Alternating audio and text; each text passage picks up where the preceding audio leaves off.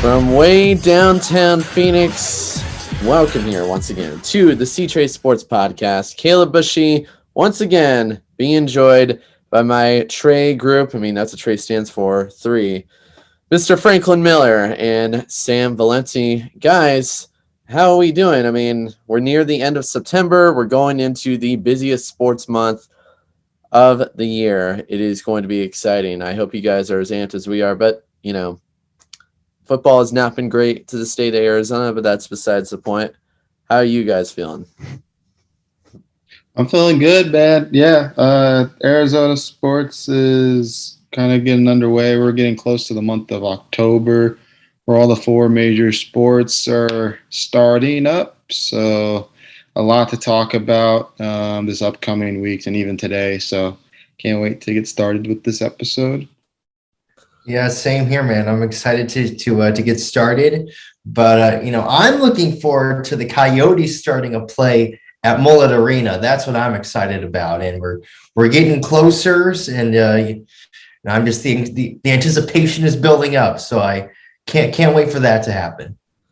Yeah, same here, man. I'm very, very excited for the Coyotes to be moving to Mullet Arena. So that will be super fun. And ASU hockey, this arena for ASU hockey has been a long time coming. It's been in the works for years, and it's exciting to see it's finally coming to fruition. So fans have waited a long time for this, and especially as someone who used to work at Oceanside Ice Arena for those ASU hockey broadcasts, I am not really going to miss that press box at all, especially with the huge pipe in the middle where you'd probably hit your forehead on. So good times, but I am looking forward to actually working in a real press box. So at least for those students who have to work on those hockey broadcasts. So, but let's get right into it. We got a huge show. We're going to kind of take a break from football this week, not because it's just been so damn depressing, but we'll come back to that next week. We do have some NFL news that we will get into, but just not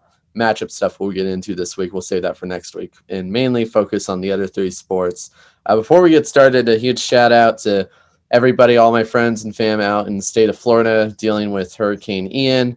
It must be extraordinarily tough dealing with a Category 4 hurricane, and just not been easy. So a huge shout out to all of them, and hope they're doing all right. It sounds like everything's clearing out, so doesn't sound like it wasn't too bad, but I know it's not fun to experience. But going into baseball, we'll start with that. And this is kind of late news, but because this happened literally like 1 week ago, near 1 week ago today.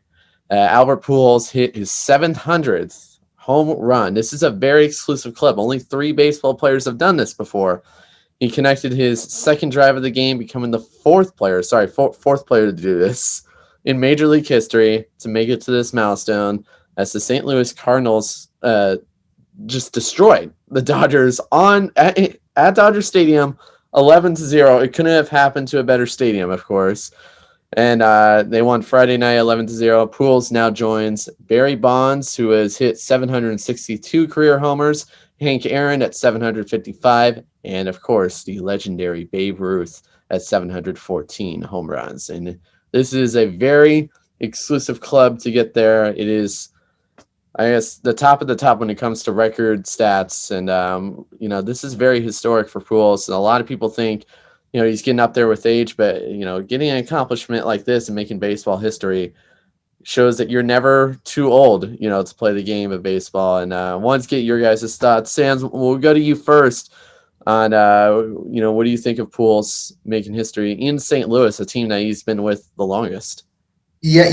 I think it's awesome. I've loved watching Pujols this season, which is crazy when he has torched my 2 favorite teams, the Rangers and the Cubs. I mean, obviously in 2011, he was a big part in why the Cardinals won the World Series and denied the Rangers the championship.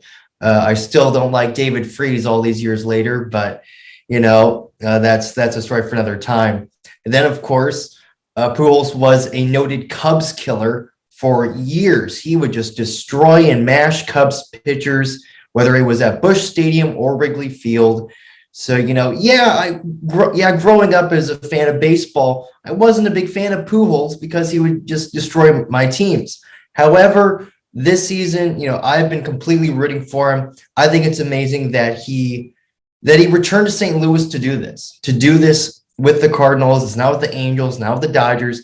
He did it with the Cardinals, and I think that makes this more special. It makes it more special. And I mean, Pujols he seems like just a straight up class act. And of course, the fans in St. Louis are phenomenal. I think this is just a great time, great moment for baseball. And just to see, Dodger Stadium, as Pujols is riding the bases, just standing ovation for him. I just thought that was great. So I really love seeing this. It's funny you mentioned that 2011 St. Louis team. That team was literally on the edge of death in that World Series Game 6. Nelson Cruz with that home run for the Rangers, and then the Rangers were just one strike away. Yep. And then out of nowhere, they pull off a miracle. I mean, oh my gosh, that was insane. And probably the most insane Game 6 I have ever watched. Game 7 was okay, but Game 6 defined that entire postseason. It was just amazing. Franklin, your thoughts on Pujols?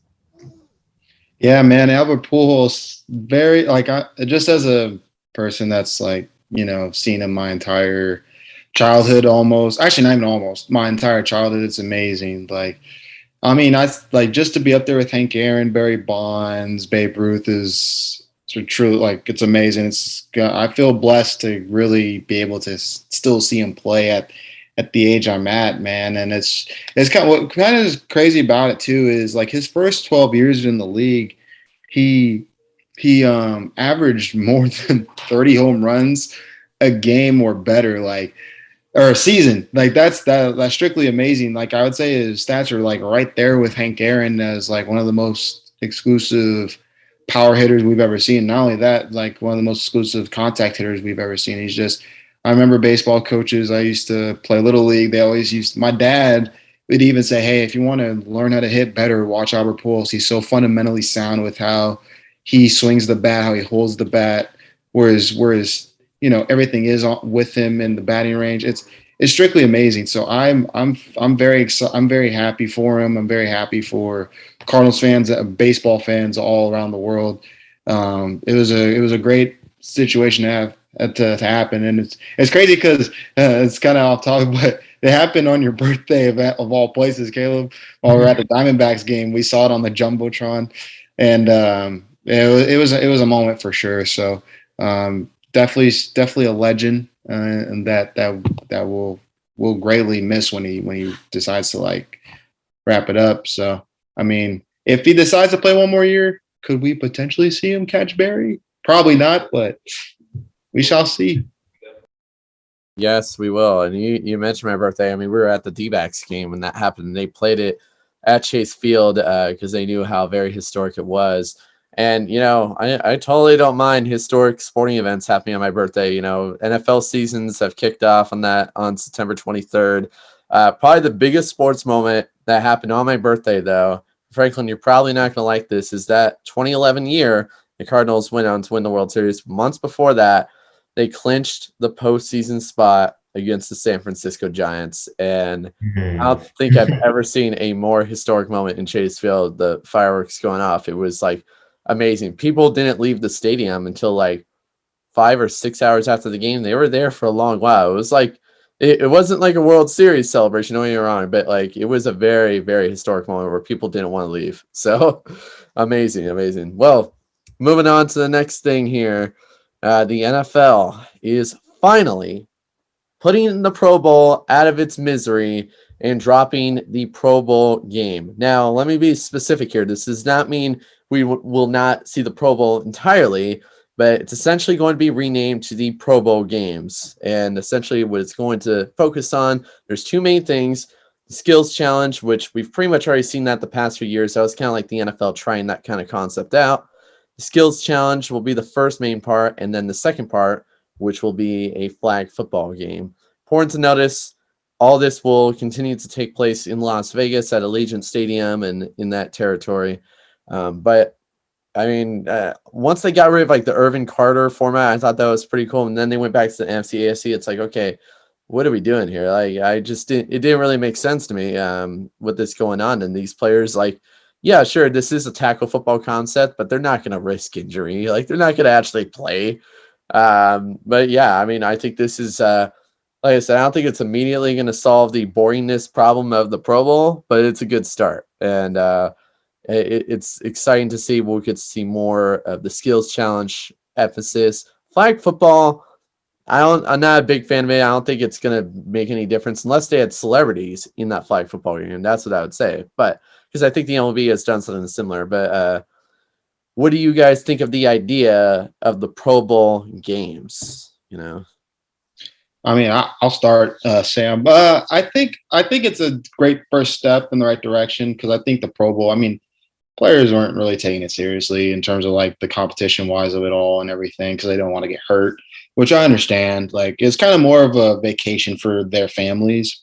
If anything, it's for them to kind of get away, go to Disney World, have such a blast and have such a great time just to celebrate an accomplished season that all those players had. One of the things I will say this, I'm very fond of the skills challenge. I think it's really good. I think it shows a lot of like very fun activities that the players get to be a part of. I will say from a flag football perspective, it's not terrible. I do agree with the like celebrity aspects, and I want to kind of echo that a little bit further. And as opposed to, I kind of want the NFL to do a Pro Bowl weekend similar to how the NBA does the All-Star weekend. Basically, how like the Saturday before maybe the flag football game or whatever you want to call it, they have like a like how they used to have celebrity All-Star games. They have like a celebrity like flag football game to where you get like a fan of each of the whichever fan you can or whichever celebrity you can think of just compete in a flag football game. And it can be guys and girls too. Like it can be like both clubs can get involved in this. I think if they transition it furthermore into an NBA All-Star weekend caliber type situation, I think the NFL will be in good use. I think you'll get even a lot more viewerships as opposed to that they already have, and they have a lot. So it's definitely a great step in the right direction because nobody was taking that Pro Bowl game seriously. So they had to make a change. Yeah, for Franklin, I really like what you brought up with something akin to the NBA All-Star Weekend. I think that could work really well. I really, really like that idea. I'll say this about the Pro Bowl. Growing up, I did have kind of fond memories watching the old Pro Bowls at Aloha Stadium in Hawaii.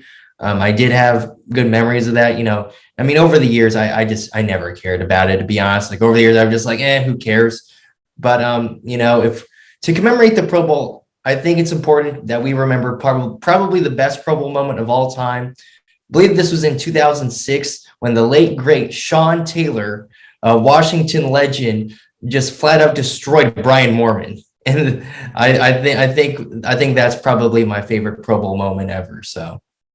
And that was at a time when the Pro Bowl took place after the Super Bowl. Let's not forget that. So that way the players that were competing in the Super Bowl were allowed to also play in the Pro Bowl a week later. And that was very interesting. And but like I said, it didn't really solve the problem of just no urge to compete in this event. But we'll see what happens. A little details to expand on because it looks like they just released more stuff that they're going to do.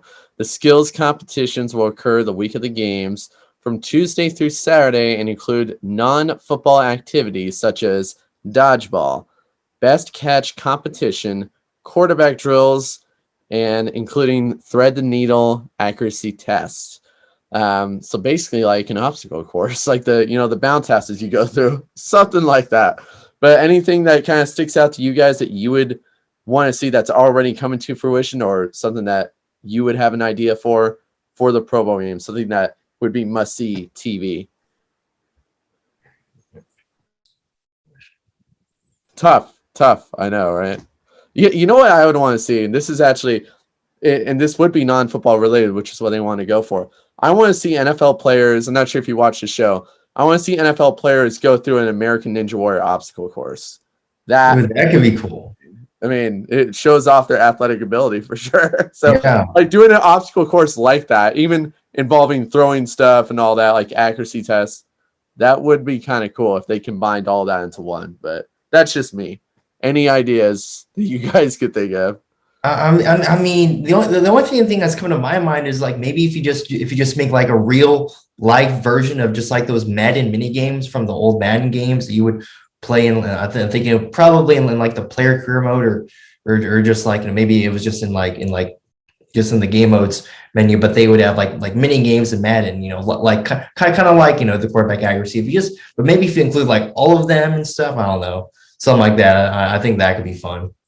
I know I love those old Madden games. So Yeah, I am like MVP at the bench press on that video game. yes, Not me there. Yeah, amazing. Franklin, you look like you've been doing some deep thinking. Can you tell me what's going on in your head? Yeah, it's kind of tough. I mean, the only things I can think of is mainly PE related stuff, like maybe like an ultimate frisbee or kickball. Like I feel like if you got something like When you said PE, I literally the first thing that came to mind is doing the parachute.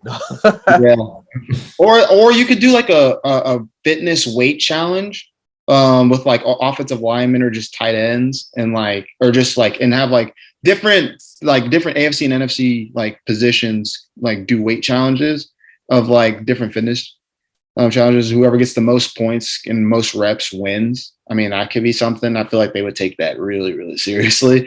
And it's a way for them to continue to be in shape. So I don't know. Why not? I like that stuff. I like going off the piece of maybe just have all the players run like the pacer test. There you go. Absolutely, man. Oh my gosh, yes, that would be amazing. I remember doing that in PE. That was fun. Well, a lot of great stuff. We gotta move on to more stuff. That was a lot of fun. Plenty more fun stuff to come though. Moving on, NBA Media Week took place. I believe it was this past Tuesday, and of course, the highlight of all the media days that took place were sadly the depressing Phoenix Suns, and a lot of people seem to be panicking over what's going on with the Suns team with Monty Williams, DeAndre Ayton just having not a great showing. Even ESPN, I can't remember which reporter it was, but he said out of all the media days he's covered, this was probably the most depressing one, and definitely raising a little bit of some red flags. But honestly, I think everyone needs to chill out because the Suns are going to be good. We've seen these open season slumps start before. It's normal. It doesn't change the fact that they're going to be a very competitive playoff team. So to get your guys' thoughts, how Media Week went and how the NBA season is coming into fruition here. We got the preseason starting here very soon. What do you guys think going in, who's going to be a dominant competitor and who kind of had the best showing in training camp and in the media day aspect? Yeah, so this is just in regards to the Suns, right? It's not all the NBA. So yeah, I would just basically say, like, I think it's a little bit of an overreaction. I think we all need to kind of calm down. I mean, at the end of the day, the NBA is a business, especially with the DeAndre Ayton situation. I can understand why he's upset. Like, he kind of feels a little slighted. His minutes kind of went down in the playoffs. They're looking to get rid of him for a good offer. Unfortunately, it didn't happen. So he's back. So I feel like if anything, it could have been handled a little bit more professionally, but I also understand from the standpoint of like how he's feeling. So, but from the aspect of how the Suns will be and everything, I mean, it's just with the whole Sarver thing going on, it's just like it's a lot of media circus going on with him right now. I know they're locked in, they're focused. They have a great culture. I'm not really, especially with their coaches, I'm not really too worried about that. I think when the season starts, they'll be ready to go and handle business. I do think though they might start off a little slow because there are a lot of up and coming teams that are starting to form in the NBA, and I think a lot of teams really are going to understand how the Suns kind of operate and roll. And a lot of stuff outside of the Suns going on. But when it's all said and done, best believe Suns going to be like in the playoffs in the run. And I know everybody's talking about Game 7 of last year. I personally believe that's a fluke game. It unfortunately happened in the worst possible situation. but the Suns will be fine. I think media day. It's whatever. Like, like just wait till preseason starts. They're gonna be ready. They're gonna be ready to go. They have one of the best players in Devin Booker, who's signed up for a long, long time with them right now. That got lost in the shuffle this offseason. That's a really big deal. Yeah, it'll be Suns basketball. It's all said and done. They'll be fine. And we've seen more worse scenarios happen in sports going into a season. We've seen the situation with Ben Simmons in Philadelphia or Antonio Brown with the Raiders. This is not the worst kind of scenario. This is nothing like that. So I think it's being a little bit overhyped, and I think we need to pump the brakes here a little bit. And let's keep in mind that these players kind of use publicity as their own weapons to kind of get what they want. I mean, that's what Kyler Murray did when he took the Arizona Cardinals out of his social media handles and all that. It created a lot of attention, all that, and that's probably why he got paid that money that he did. It was a publicity stunt kind of, or weapon, I guess. He basically weaponized the publicity, and I think DeAndre Ayton is kind of going towards that direction. Obviously, the real feelings are kind of kept more behind the scenes, Sometimes these players just like to play the cameras, Sam, your thoughts? Yeah, I'm definitely in agreement with you guys here. I think they're trying to blow all this stuff just completely out of proportion. I don't think what's going on, at least in terms of Ayton wasn't enthusiastic during the press conference. I'm like, okay, it's whatever. Just I think Ayton's going to be fine. When it comes to his on-court performance, and really that I think that goes just for the whole Suns team as a whole. There's a lot of stuff going on off the court. There's we all know there's a lot of stuff, a lot of drama, but I'll be honest. I think that when it comes to on-court performance, I think the Suns will be fine this year. I think they're do I think that they're going to replicate exactly what they did last season in terms of the regular season? I don't really think so, but I think they'll definitely be in the playoffs. They'll still definitely be a very good team, and I'm saying this as a Mavs fan. They're still going to be a very tough team to play against. So I just think that this stuff is getting a bit blown out of proportion, to be honest. Yeah, a little overhyped, no doubts. Overall, though, before the preseason even starts, this is a little bit of a crazy question, but who looks good right now to be an NBA championship contender? If we just guessed it right now, before even preseason play officially gets underway. And I know 99% chance we're probably going to get this wrong, but if you guys just pick one team, literally off the top of your head, don't even think about it, who would it be? Franklin. Warriors. Yeah. Back to back. Yeah. Golden State. I will say this. I will say this. A sleeper team, a very big sleeper team, if it all goes well and he stays healthy. The New Orleans Pelicans. I'm telling you right now. They got a really good roster, in my opinion. They got Herbert Jones is gonna be a great defensive player in the whole entire league. You got Zion Williamson coming back. You got a healthy Brandon Ingram. You got CJ McCollum locked up for 2 more years. Jose Alvarado coming off the bench. I think they might make some noise this year. They're probably not going to win the championship, but they're going to be good. I don't know. I think New Orleans is pretty much cursed with the amount of injuries they go through. It's just ridiculous. So, but I mean, I do like Zion Williamson. I think it's finally time to see him kind of in that GOAT status, kind of like how it took a while with Hayden, so we'll see what happens. Sam. Yeah, Franklin, I really like that pick actually of the Pelicans. People forget that the Pelicans gave the Suns a good series. They gave the Suns a very good series in that first round. So, and I was thinking, during watching that series, if they had Zion, could have maybe they won. It's possible. It's possible. You never know. It would have went to Game 7 for sure if they had Zion. They would have won. Actually, no, because Devin Booker was hurt. Ooh, yeah. I don't know. Yeah. Well, but Franklin, it's funny that you've said Golden State, because that was that's usually the team that just pops in my head, the Warriors. And I don't like saying that. I don't want the Warriors to win, to be honest. But it's just I don't know. Just I feel like even when we count them out, you're more okay, they're not going to win it this year. They're done. They, look what happened last year. So, and I would love for my Mavs to win the championship. I've been drinking all the Kool-Aid about how Christian Wood is just the perfect complement and stuff.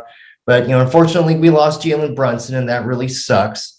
So, we'll see how that goes. You have no faith in the Mavs anymore. You just lost all faith. I mean, what about Doncic, man? The dude's a superstar, but I guess yes, he is definitely. I guess I just don't want to raise my expectations so high. Like, I'd almost rather have my expectations low, and that if we do go do something like we did last season, then super hype. So try to keep my expectations low. Expect disappointment, and you'll never be disappointed. Hey, there you go. Exactly. Of course. All right. Let's have a little fun here. These next two segments here, the sports culture question of the week. So NHL preseason is officially underway, and the hockey season is officially going to start here in a couple weeks. But it has not been an easy offseason for Lord Stanley himself. Literally, just minutes after the Colorado Avalanche hoisted the Stanley Cup for the first time, they dropped it on the ice, giving it a nice little dent on the bottom. And of course, miraculously, I think the Stanley Cup has went through a bunch of near season-ending injuries or just lifetime injuries, because I don't know how these players, I guess maybe some of them were probably under the influence when they're holding the cup and lost their balance. But Stanley Cup itself is miraculously still alive, so thank God for that. But moving into the sports culture side of it, which athlete, and this doesn't just have to be exclusive to the NHL, but like we saw Shaq hold the Stanley Cup, for instance, a couple months ago. Which athlete or celebrity or anybody that is a most notable name would you not trust to hold Lord Stanley himself? Like, that would most likely be the person to get the Stanley Cup destroyed. Like, bad. To where it's not repairable. So, hard to think about it, I know. But, like I said, it is the heaviest trophy in sports. It's not something that you want to trust it with anybody with. And who's the keeper of the cup, Philip? I cannot imagine how nightmare his job is making sure that Stanley Cup is polished and stable. It is got to be stressful. But so you guys thought long and hard about this. Who would it be? Who would you not trust with the Stanley Cup? I mean, personally, for me, I mean, it would be Tom Brady. I mean, look what happened when he won the Super Bowl with the Buccaneers. He was trying to toss the trophy across boats and like all that. Like, now imagine Brady doing what he did with the Super Bowl trophy with Lombardi, doing that with the Stanley Cup. I don't think that would work. And it would probably, I don't know. I mean, if he's doing it, in Tampa or something, then, with like the Lightning or whatever, I hope the Lightning don't win another Stanley Cup, but, you never know. But he's like, if he has Stanley Cup, and then I think it would be like just fall into the ocean and then probably be eaten by some shark. I don't know. Okay. I feel like, Tom Brady's won 7 of those trophies. He can spare one. All right. So, yeah, but it is the water it would fall into. I mean, it would. He had that in mind. Now, if he was tossing it over a sidewalk or something like that, we'd probably have a problem. But I mean, that's an okay take. Franklin, who would you not trust with the Stanley Cup? So I couldn't think of an athlete, so I'm going celebrity route here. I'm gonna say Harry Styles. I don't trust Harry Styles with the Stanley Cup. I know it's out the window. Like, y'all are like, what the heck? But like, I'm telling you, that just by the little stuff I have seen of Harry Styles with what he does, bro, that dude is clumsy as heck. He'll like run like sometimes. I think I saw one video like he just ran to a pole one day, like, and then like there's another one where like he nearly, I think it was like it kind of went viral. He nearly caught his hair on fire. I'm not sure if he did. But like, there's like a big thing with that. So like, there's like one person I probably wouldn't trust with like to hold the Stanley Cup is probably Harry Styles. I also thought Snoop Dogg was as another one. I feel like Snoop Dogg would just be the two out there. I can imagine his reaction if he drops the trophy, like, damn. Yeah. Yep. Okay, here I know my answer. All right. All right. The entire Wisconsin Badgers. All right. we all remember what happened in the 2020 Mayo Bowl when they shattered the trophy in the locker room.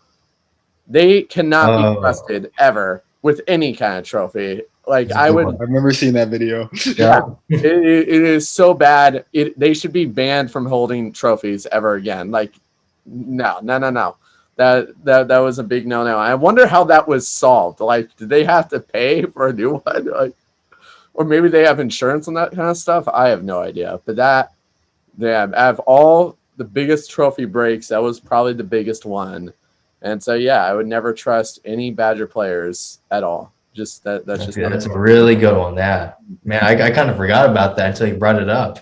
Yeah. So, but moving into this next segment here, we got our weekly box draw. Score is right now Sam 2, Franklin 1, and Franklin upset the streak here. Sam was on a 2-0 winning streak, and Franklin, thanks to Sam picking the worst answer in Jamarcus Russell on who would be a good replacement coach. I think that was the question last week, and for ASU, and that was very interesting. Something like that. I'm probably getting the question wrong from last week, but moving on to this week.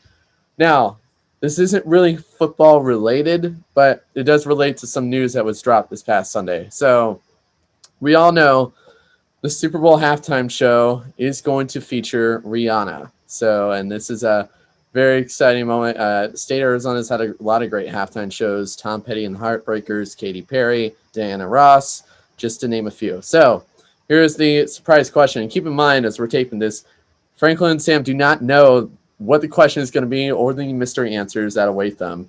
So here is the box draw question of the week. Who would be your dream pick to perform at the Super Bowl halftime show?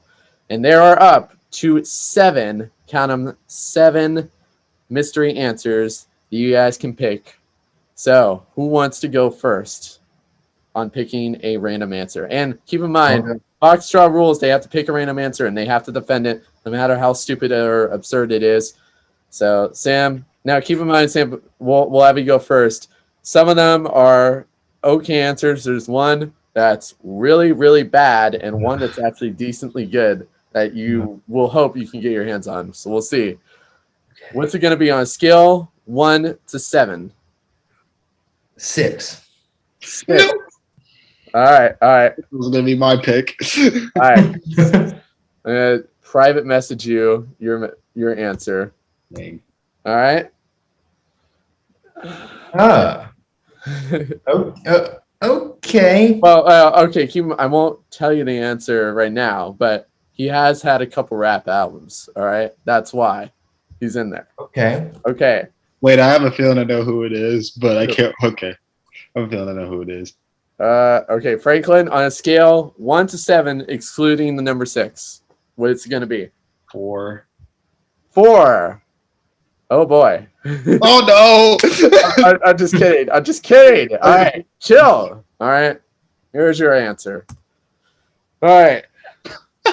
So, okay. Who wants to go first? Box draw here. Now, you guys are going to explain your answer. Who do you think is going to be your dream performer? And then after that, we'll have a couple second speeches for refutation and rebuttal, essentially defending your answer, why your answer is better than the other. But this will just focus on your individual answers itself. So, who wants to go first? Both of you don't seem confident at all, so I'm gonna. I'm literally just gonna pick right now because both of you can't decide. You don't feel confident. So this is just great. This is gonna be. I can already tell this is gonna be a wonderful debate. No, I'll go first. I'm actually very confident in my answer. All right, fine, Franklin. Who would be your dream pick to perform at the big game?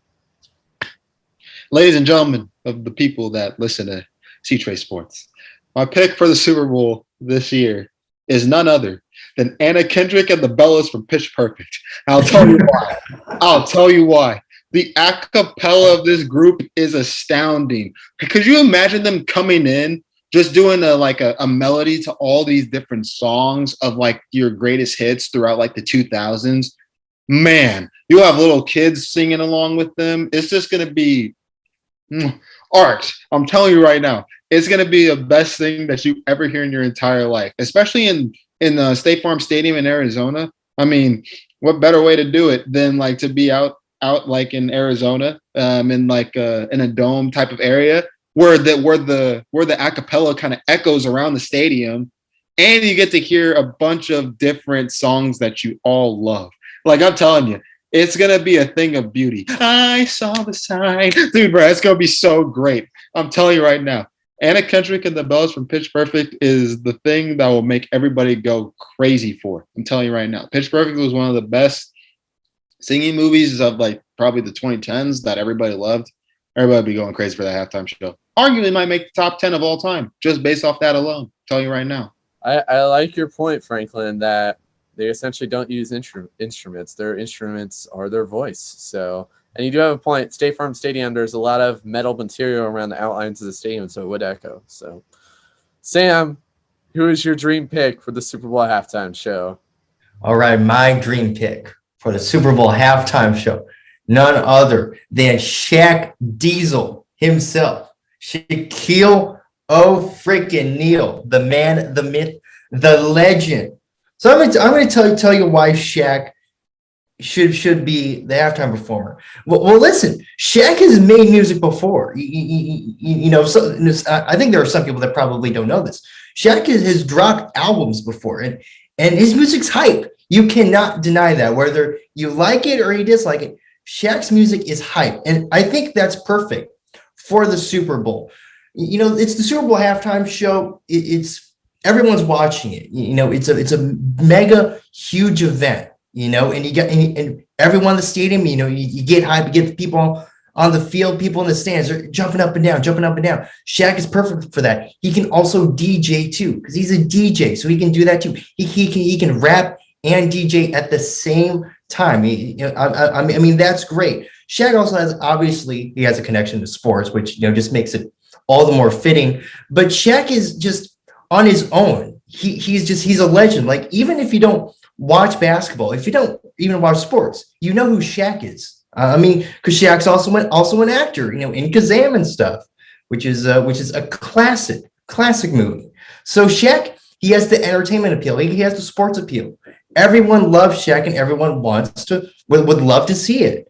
And and unfortunately, Franklin, I don't think Anna Kendrick has that same appeal, because Pitch Perfect is just such a early 2010s kind of thing, whereas Shaq is timeless. So I'll say that. Oh, going about the attack there. I like it. No, I will say, Shaq, he did have a huge music career during his playing days. He was playing basketball while also trying to start a music career. I thought it was interesting. And he does have the personality. He was very, very funny dude. So, and he is a product pitchman as well. It's another thing didn't mention. But yeah, he's got that charisma, So, and you mentioned the DJ part. I believe there was a viral video of him DJing on New Year's Eve. I believe that was in Arizona. So it's a good point to bring up. All right. Time for rebuttal refutations. Franklin, why should I consider, if I'm the agent that decides the halftime show, like Jay-Z who picks the performers, why should I pick Andrew Kendrick and the Bellas? Well, first off, before I start that, my man Sam, Shaq, my buddy, my brother. If Shaq didn't focus too much on his rap career, maybe he would have went down as the GOAT. Who knows? But then that's neither here nor there. But man, I'm telling you, Anna Kendrick and the Bells, it will be like Christmas in Arizona on Super Bowl. I'm telling you, with just the acapella sounds of it all. I'm telling you, like, it will be great. Like, they can have background dancers doing dancing to their acapella sounds. Like, it's gonna be a thing of beauty. I'm telling you, there's like the demographic of these people that are watching Super Bowls are like relatively like teenagers in early 20s. They're gonna feel like well connected with like the songs they sing and what they do, man. I'm telling you right now. And I think like even though Pitch Perfect is like early 2010s, like they can adapt to any style of music. They can go 1980s, 1990s. It's literally singing a cappella. So they can sing whatever and they'll be fine. But I think it'll be one of the most beautiful halftime shows you'll ever listen to. That's just my opinion. And it's a pretty big group. You know, you got Haley Steinfeld. So, I mean, Exactly. kind of like Exactly. so, okay. You were kind of a little bit repetitive there of what you already said. So, but yeah. But I will say, Shaq was a little bit of the life of the party. He could have focused more on his basketball career. But I feel like that falls more into Charles Barkley because Shaq won titles. So Barkley sadly did not. But yeah. Okay. Sam, why should I pick Shaq over Anna Kendrick and the Bellas? Well, straight up, I think for most people, an a cappella Super Bowl halftime show would make me fall asleep. I would doze off. Who would want to watch this? And like, why would you want to see this when you can just can just go and watch Pitch Perfect on DVD or on some streaming service? Like there's no point in watching it Super Bowl halftime show. Just leave it in the movies. You know, whatever. No, Shaq. I think he can come to the Super Bowl halftime show. He can really make something fascinating. I mean, like I think Shaq, what he can do is he can do something like he can actually make an interesting Super Bowl halftime show. Like not just like these pop acts, you know, not just an average Super Bowl halftime show. I'll actually give you this. I will say that and unfortunately it would make me go to sleep. But the acapella halftime show, it would be creative. But again, it's not hype. That's the thing. It's not hype. It's unfortunately, in my opinion, it's boring. So you got Shaq up there doing something fascinating, rapping, DJing. Maybe he can bring along some featured guests. You know, it doesn't just have to be Shaq up there. He can maybe bring in like a cameo appearance from a couple other people. You never know. That could be really cool. And you know, it would be so hype and it would be just so fascinating. You can have maybe bring on like some of his TNT friends on there, like Chuck and Ernie and whatnot. They can be there to talk about it and stuff. It could just be a whole great crossover of sports, entertainment, music. I mean, it would just be the whole pie, you know? I mean, what about Damian Lillard? Like, that guy can rap as well. It's not about him Dame time, all right? So, that's some good points. In some ways, you know, what an a cappella group can do is something that you can already see on movies. You know, you want to see something fresh and something new. You could have brought up the point that the last Super Bowl halftime show featured hip hop rap artists, so that would have been a good thing to follow. You didn't go towards that direction. So, but I will say, since Franklin was already repetitive and literally just saying the same speech over again twice and didn't really have any defending points, and kind of claiming the fact on, you know, Shaq with his personality, I am barely going to give this to Sam. So that's number 3 for you, man. 3. Yes. 3. There we go. Not so bad. But I feel like Franklin wanted Shaq over Andrew Kendrick. But yeah, that was interesting. It was like parallel for sure. All right, let me tell you the answers you guys missed. All right. Number 1, Jack Black. Yeah, and the School of Rock. Yeah, that would have been good.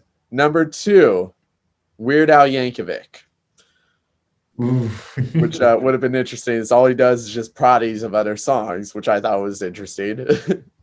Number 3, I had to put in a good answer for this one, at least one good answer, so it's like a golden one. Number 3 would have been Selena Gomez. And number 4 was Anna Kendrick and the Bellas. Number 5, one of my childhood favorites, Hilary Duff from Lizzie McGuire. Number 6 was Shaq, and number 7 was another decent, probably good one. She's more like Broadway now, Vanessa Hudgens. So I had to put in a few good ones for this one, some fair shots. But I'm glad you guys. A lot of them were really good. It wasn't really a bad one. You could have actually won with any of those, I think. Yeah. I really wanted someone to pick Weird Al Yankovic. I would have wanted to see how that would go. But, I mean, I guess we'll never know. So, moving on. That is pretty much our show for this week. A lot of stuff heading in. Literally, the next time we tape, we will officially be in the month of October. I kind of have some closing thoughts of my own. Mullet Arena is finally open up. We mentioned this at the start of the show. I know a lot of people say, hey, the Coyotes are like downgrading, moving into a 5,000 seat arena. I think it's important to know, though, that this arena is going to be brand spanking new. They're going to have all the resources that every other NHL venue is going to have. The only thing they won't is just capacity. But from an Arizona sports perspective, so many fans are looking forward to driving to Tempe instead of Glendale. That's where most of the fans are, in the Central and East Valley territory. So really, I think this is a major upgrade and an exciting new chapter for this Coyotes organization. And on top of this, they're playing in the home of the Sun Devils. Like, it is a dream come true, getting to see ASU hockey and the Coyotes playing in the same building. This is very exciting, and just goes to show that the state of Arizona is indeed a hockey market. Hockey belongs here. So I'm sorry to all the Quebec and Houston fans watching this, but the Coyotes are here to stay. So let's put that out there. So any closing thought? That's just my rant for this week. But any closing thoughts for you two? Well. I mean, first off, Caleb, that was a great rant there. Nice job triggering all the Nordiques fans and stuff. All those Northerners in Canada, but I guess I will say this: Quebec's they got a nice new facility, the Videotron Center. I've seen the looks of it, but if anything, the NHL is probably wanting to move Canadian teams out because of how the COVID restrictions. They're still on that, and the NHL has not been happy with that. So, if anything, Canada is not in a good place when it comes to the NHL. So, I think if they want to get expansion teams, they need to focus on the basics of what the teams they have right now, because the NHL can't really make a lot of money. So in that market. So yeah, that's just what I think. Yeah. I'm in agreement with you there, but I guess in my closing thoughts, I'll say this: it's because we just haven't mentioned it on the show yet. Aaron Judge getting to 61 home runs, pretty amazing. He tied with Maris now, and I think he'll be able to get to. I think he'll be able to get to 62, and I believe the Yankees, their last two series are against the Orioles and the Rangers, and something tells me he's going to hit 62 against the Rangers, because, it would just add another chapter in the Rangers' tortured history to have such a big moment come against them. So I'm not saying it's going to happen, but I'm kind of predicting that. So we'll see. Aaron Judge is such a unique personality of talent. I mean, he's so great. He's going to be a dominant competitor in the upcoming postseason. And the only thing I ask is this, and I'm literally going to Will Ferrell pray this in Talladega Nights. Please, sweet baby Jesus, do not go to the Dodgers, all right? That's all I want. All right, you can go to any other team after next season. Just don't go to LA. Baseball fans would thank you in advance. But we'll see. It's going to be interesting, especially this postseason. He definitely has the ability. I would like to see Pujols versus Judge in the ALCS. That could be a World Series matchup material. So can't wait to see that. Franklin, any closing thoughts going into this weekend? Yes. Mine would be looking at the Raiders.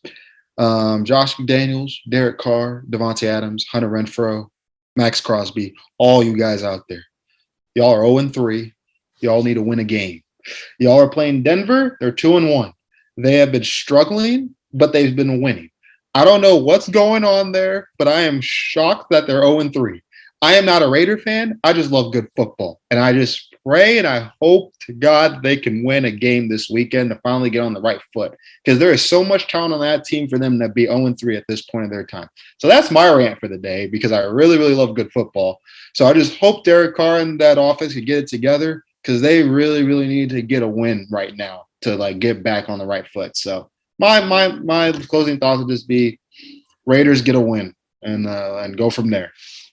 Hey, I totally agree. It's not like the Chargers situation where they had unique talent, but they've been plagued with injuries. That kind of gives them an excuse for why they're dropping these games. But Raiders, there is no legitimate excuse to why they're losing this badly. So it is unacceptable. And yes, please win a game. So that's a very good point. One thing I also want to mention too, Russell Wilson has been kind of caught up in the heat from Eli Manning, saying that the Broncos should have paid more money to the kicker than they did to Wilson.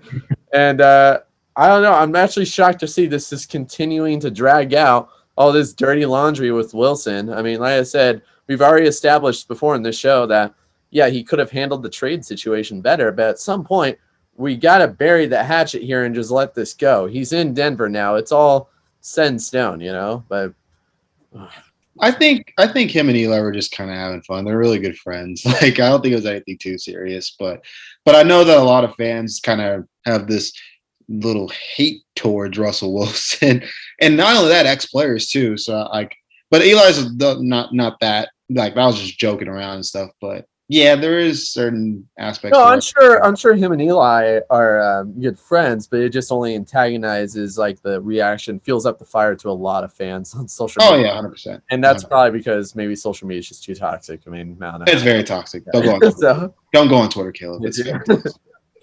I wish. All right. Well, that is going to do it. We'll be back next week talking hopefully some more historic moments in baseball as we head into the postseason, and hopefully the state of Arizona can learn to love football again next weekend, but we'll see. That's going to do it for the CTS Sports Podcast. For Franklin Miller and Sam Valenti, I'm Caleb Bushy saying, let's ride.